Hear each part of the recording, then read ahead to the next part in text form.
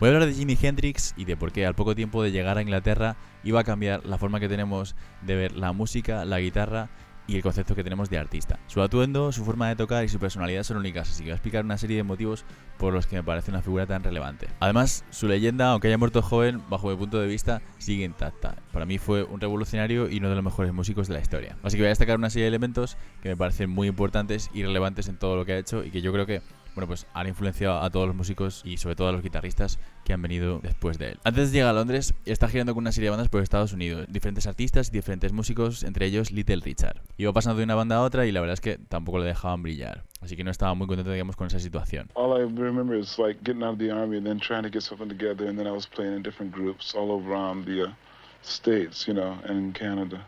Y si vemos alguna de las entrevistas que se hace, a las exnovias de Hendrix, sobre todo de aquella época, vemos que, pues está en una situación bastante precaria, que está luchando por sobrevivir y como encontrar su camino. Todo esto es hasta que aparece Chas Chandler, que era antiguo integrante de Animals y quiere cambiar o quiere dar un giro a su carrera y, digamos, pasarse de ser músico a ser manager. Así que descubre a Hendrix y dice que le quiere llevar a Londres, ponerle un poco en contacto con la escena y quiere ser su manager. Jimmy al principio la verdad es que no se fía demasiado, pero le pone como condición que le presente a Jeff Beck y a Eric Clapton. He actually said, if I go to England with you, can you introduce me to Jeff Beck and Eric Clapton? That was the only question he asked. Chas Chandler inmediatamente le pone en contacto con la escena de Londres y aparte cuando llega a la ciudad le ayuda a montar lo que sería su banda, ¿no? The Jimi Hendrix Experience. Poco después ocurre uno de los momentos también más míticos de la historia del rock y es que le lleva un concierto de Cream para que haga una jam con ellos. Habrá que poner un poco en contexto la situación de la escena de Londres, porque Cream era un supergrupo formado por Jack Bruce, Ginger Baker y Eric Clapton. Los tres eran músicos que tenían una reputación, pues como grandes estrellas prácticamente para todos los músicos, eran grandes referentes de esa escena. Y de repente aparece un desconocido, Jimi Hendrix, que dice que quiere tocar con ellos. Y entonces ellos dicen, pues ok, pues que toque con nosotros. Entonces se sube a tocar con ellos, creo que se enchufa al ampli de Jack Bruce, el bajista, y pide tocar un tema de blues que, si no recuerdo mal, era Killing Floor. Durante este tema como que despliega todo su arsenal de trucos, se toca con los dientes, una serie de historias que pues al final como que pone la actuación patas arriba. Y Clapton luego de hecho le reconoce a Chas Chandler y dice, no me habías dicho que era tan bueno. Porque hay que entender un poco el misticismo y como la leyenda que había en aquellos entonces con la figura de Clapton. Clapton había hecho una serie de álbumes míticos y habían aparecido por Londres una serie de pintadas que decían que Clapton era Dios y demás, entonces tiene una reputación y una leyenda que tenía que mantener. He did a Howling Wolf number or something, but he did his whole routine. He did all the thing with his teeth, playing the guitar with his teeth and laying it on the floor and playing it behind his head and doing the splits, the whole thing. It was incredible. Y de repente aparece Jimi Hendrix y cuestiona un poco todo esto, ¿no? Supone como un terremoto en la escena y pues como que se empieza a cuestionar un poco la figura de Clapton en ese sentido. Dicho todo esto, hay que tener en cuenta también la admiración que tenía Jimi Hendrix por Clapton. Luego se hacen amigos, tocan en diferentes sitios y demás, hacen jams. Y de hecho, para que sepáis un poco la admiración que tenía Hendrix por Clapton, en la BBC están tocando en directo, le dicen a Jimi Hendrix que tiene que tocar uno de sus singles y ellos prefieren tocar la de Sunshine of Your Love y les cortan el directo, les echan del aire, o sea, es como que cortan el concierto que estaban dando en directo. Stop playing this rubbish and dedicate a song to the Cream, regardless of what kind of group they might be in. We'd like to dedicate to Eric Clapton, Ginger Baker and Jack Bruce. Así que, desde luego, si Hendrix no hubiera tenido esa admiración y ese respeto por Clapton, no creo que hubiera hecho ese tema, ¿no? Esa versión de Sunshine of Your Love. Porque, de hecho, les cuesta que les corten el concierto en directo que estaban dando. Entonces, bajo mi punto de vista, como que Jeff Beck y Clapton estaban preparando un poco el terreno para que viniera una figura como Hendrix y, pues todo estallase, ¿no? Así que Jimmy hace que la guitarra adquiera una nueva dimensión y se considera, pues una especie de icono a partir de ese momento, la figura de guitarrista virtuoso y demás. Ok, pues dicho todo esto, voy a hablar ahora de su aportación a la guitarra y sobre todo su aportación al mundo del rock. Lo primero que quiero comentar es que Jimi Hendrix era zurdo y la imagen que tenemos mítica de él es con un estrato y es un estrato para diestros porque no había tantos modelos para zurdos. Entonces, él lo que hace realmente es como ponerla al revés y entonces toca así, toca con una guitarra para diestros pero con las cuerdas al revés. Al contrario de lo que hace Dick Dale o al contrario de lo que hace Albert King, ¿no? Albert King y Dick Dale no dan la vuelta, digamos, a las cuerdas. Y Jimmy sí que lo hace. Entonces vamos a tener las cuerdas graves en esta parte y las agudas en esta. Entonces digamos que tiene una guitarra para diestros, pero las cuerdas están puestas para zurdos. Así que esto supone un enfoque radicalmente opuesto a lo que estamos acostumbrados. Como curiosidad, me gustaría comentar que Clapton le llega a comprar, de hecho, una Stratocaster para zurdos, pero no se la llega a dar porque se muere antes.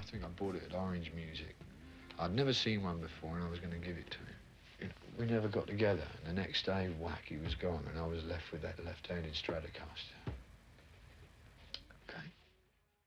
Entonces, bueno, aunque luego lo vamos a ver con diferentes tipos de guitarras y le vamos a ver con guitarras para zurdos, hechas específicamente para zurdos, la imagen, digamos, más típica de Hendrix que tenemos es la imagen de Hendrix con la Stratocaster. Todo por el uso que hacía de la Stratocaster, porque el hecho de utilizar el switch, la palanca, digamos, con diferentes trucos, nadie hacía esto en aquella época. Otro elemento muy importante es que, aunque él no inventó la distorsión y no es el primero que la usa, sí que es uno de los grandes, digamos, como impulsores de este sonido. El uso de los acoples, el uso del fuzz y de una serie de historias que realmente como que le dan otra dimensión a este tipo de sonidos. También el vibrato que tiene es espectacular y el uso que hace de las dinámicas es brutal. Y esto, bueno, lo podemos encontrar en diferentes temas a lo largo de su discografía, como Red House o Little Wing, por ejemplo. Pero son elementos que yo destacaría. También el uso que hace de los bendings me parece súper importante, porque bajo mi punto de vista como que lleva a un siguiente nivel lo que había empezado a hacer Albert King. Con temas, por ejemplo, como War on the Watchtower, que se sale de la pentatónica mínimamente, pero consigue fraseos, bueno, pues un poquillo más melódicos. Entonces me parece también un punto súper importante. También, aunque se hayan hecho antes los acoples, el uso y abuso, digamos, de esta técnica, también en ocasiones combinada con la palanca de trémolo, la palanca de vibrato, era algo muy original, muy rompedor. Podemos encontrar un acople súper claro en la intro del tema de Foxy Lady.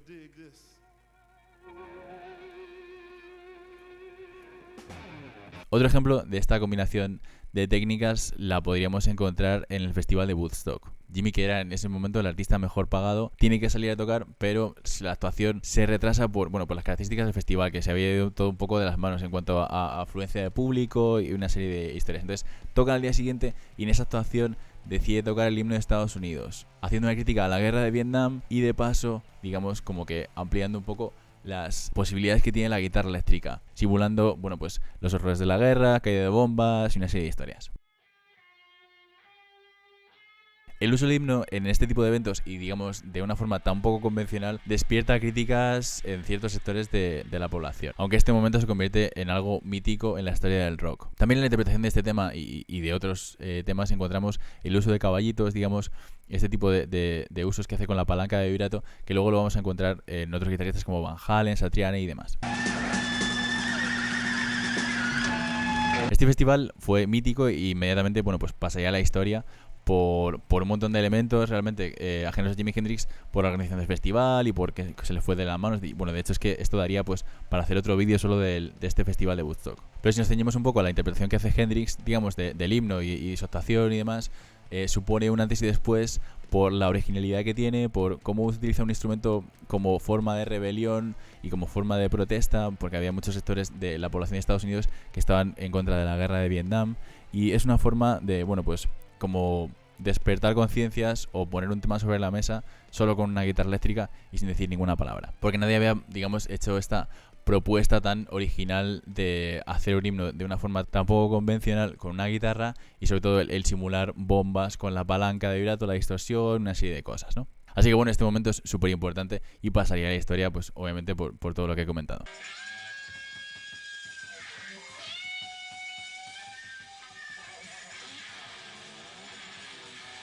Como críticas a su forma de tocar, hay gente que dice que toca sucio, que algunas veces se equivoca, algunas veces está un poco desafinado, pero también habría que poner un poco en contexto la situación y el contexto de la industria. O sea, no había pedales de afinador, digamos como que la figura técnica de guitarras tampoco es algo que estuviera tan extendido. El calibre de cuerdas, por ejemplo, Black Sabbath, Tony Iommi lucha mucho por conseguir un calibre de cuerdas más fino. O sea, digamos como que había un montón de cosas para que una guitarra funcionara mejor, para que una guitarra estuviera mejor afinada, una serie de tecnologías también para girar y tal, que no estaban ni asentadas y tardarían muchos años. Entonces, digamos como que tener la óptica de no toca afinado, no toca, digamos, con ese tipo de estándares de hoy, no me parece que tenga sentido y no me parece una crítica válida a la forma de tocar de Hendrix. Y el hecho de criticar eso me parece que no tiene demasiado sentido por lo que estoy comentando, ¿no? Porque no había la tecnología, porque no había una serie de cosas. Entonces, podría haberlo hecho a lo mejor mejor en ciertos puntos, pero no me parece una crítica, digamos, así que tenga mucho sentido. Si seguimos con otro elemento así que me parece súper importante, es el uso que hace del pedal de wah. Hay otros muchos ejemplos míticos, pero la mayoría cuando pensamos en el pedal de wah o nos pillamos un pedal de wah, como que el primer tema que queremos tocar, generalmente, o de los primeros que solemos querer simular, es Voodoo Child.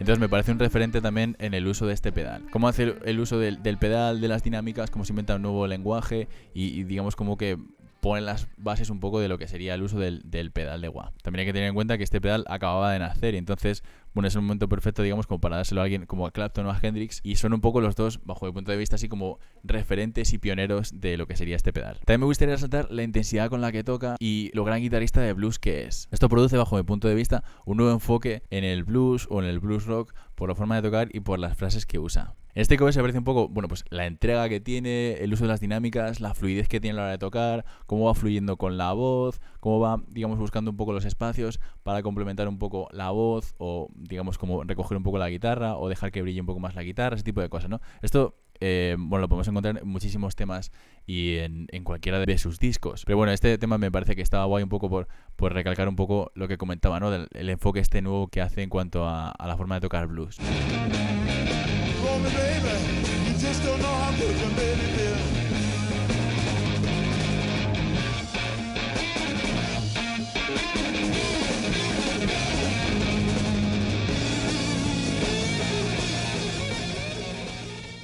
Y es que, bueno, su forma de tocar, realmente, sus raíces están en el blues y en el rock and roll. Entonces, todo ese tipo de cosas sientan una base que él desarrolla y que lleva a otro nivel.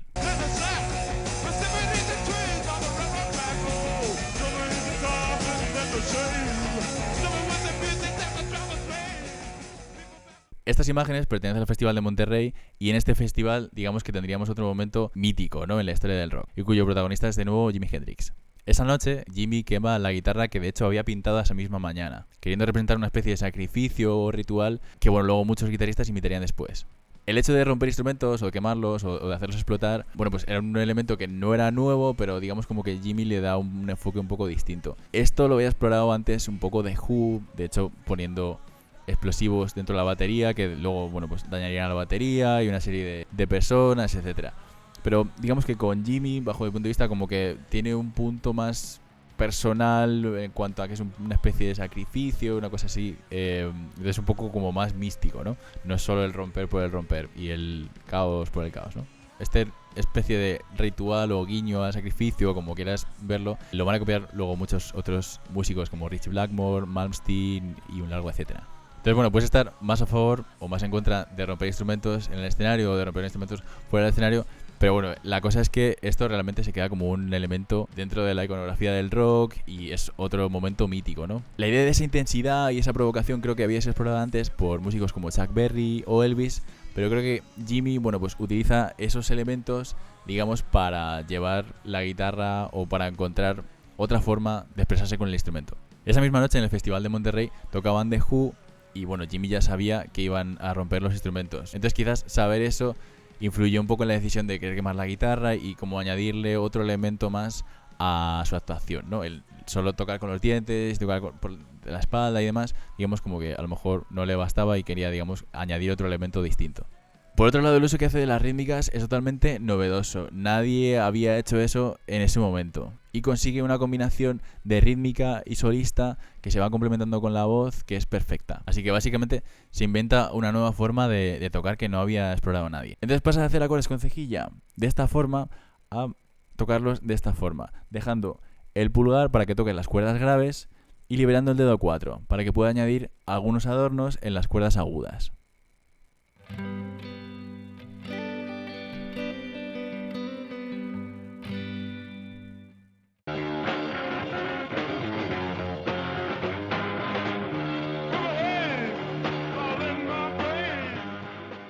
Esto da lugar a nuevos acordes y nuevas formas de acompañar, como por ejemplo en Little Wing, que encontramos estas disposiciones.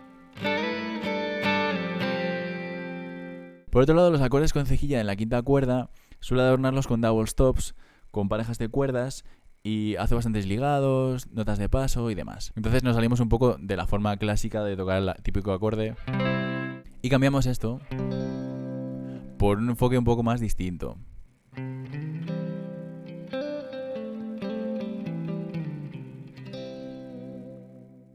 También el uso que hace de double stops en diferentes momentos, digamos como que para responder un poco a la voz y para complementar diferentes líneas. Y diferentes elementos que se nos podrían ocurrir con respecto a acordes.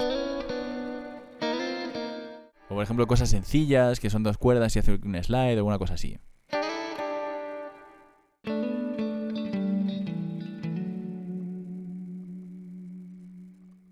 No me voy a extender mucho en esto porque creo que aquí tampoco tiene mucho sentido, pero si estudiáis, por ejemplo, temas como Little Wing o Hey Joe, entendéis un poco más a fondo de qué estoy hablando. Y no nos podemos olvidar del mítico acorde de Hendrix, ¿no? El Hendrix Chord. Este acorde, que seguramente lo descubrirá escuchando a diferentes músicos de jazz, entre ellos, por ejemplo, Miles Davis, lo podemos encontrar en otros muchos artistas. Pero bajo mi punto de vista es Hendrix el que lo trae como, digamos, a la música popular, el que lo populariza, el que lo trae, digamos, de las sombras a la luz, ¿no? Como que la gente lo descubre un poco más gracias a él. Por eso que hace de este acorde, sobre todo en temas como Purple Haze. Este Mi 7 con la novena aumentada, que lo que realmente tiene es una tercera mayor con una tercera menor conviviendo, por eso tenemos este sonido así más tenso, ¿no? Estas 2 notas que representan mucha tensión, ¿no? La tercera mayor y la novena aumentada, que sería como la tercera menor. Y es por esto, por lo que bajo mi punto de vista, como que abandona un poco el terreno del underground y Jimmy como que lo trae un poco a la música popular. Y por eso recibe este nombre de Hendrix Chord. Pero no es que lo haya inventado él y nada. Había de hecho mucha gente que lo había usado antes que él. Otro elemento muy característico en la forma de tocar de Hendrix es el uso de octavas. Elemento que quizás haya tomado prestado de otros músicos de jazz, pero que bajo mi punto de vista es un elemento también como muy mítico asociado a Hendrix, ¿no? Y creo que es un elemento estilístico muy importante dentro de, bueno, pues este universo que tiene Jimi Hendrix en la guitarra eléctrica y que ha utilizado en un montón de temas y que también ha influenciado a otro montón de guitarristas. Podemos encontrar este uso de octavas en temas como Purple Haze o en Fire.